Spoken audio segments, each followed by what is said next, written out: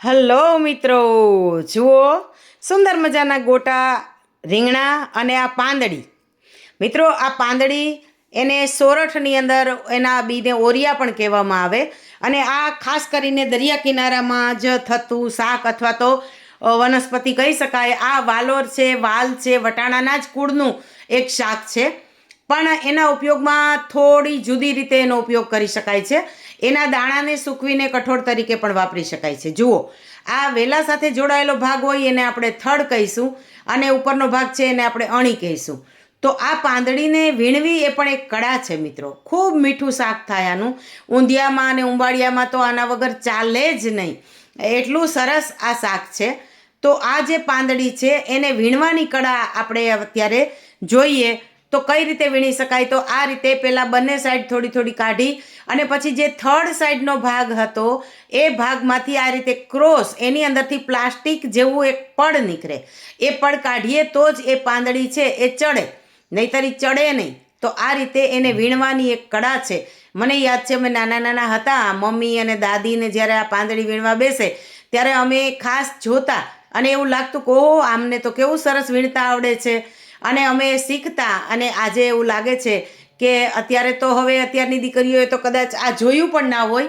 પણ આ રીતે પાંદડી વીણી અને એનું શાક બનાવવું એ પણ એક કળા છે મિત્રો. તો મિત્રો, આવી નાની નાની વાતો છે, એ વાતો આપણે ક્યાંક ચૂકી જઈએ છીએ. પણ એમાં કોઈ વેદ ભણવા જેવું અઘરું કામ પણ નથી, કોઈ રોકેટ સાયન્સ નથી. પણ છતાંય આજકાલની જનરેશન કહી દે કે ના, અમને એ ન આવડે, ન ફાવે, અમારે નથી શીખવું.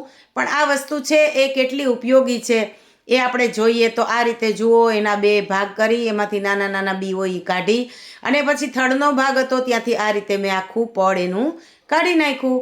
અને આ રીતે પડ નીકાળી અને બાકીનો ભાગ જે વધે એ સરસ મજાનો સોફ્ટ હોય અને એનું આપણે શાક બનાવી શકીએ.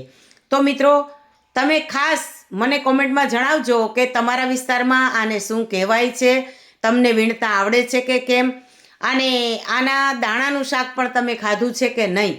ખાસ કરીને વેલા જેવી જ એક શાક આનું વનસ્પતિ થાય છે ને એની અંદર પુષ્કળ પ્રમાણમાં આ શીંગો છે એ આવે છે. મિત્રો, જ્યારે હું આ પાંદડી લેવા ગઈ કુતિયાણા કાલે, હું ગઈકાલે હતી, તો મેં પાંદડી જોખવાનું કીધું પેલા બેનને.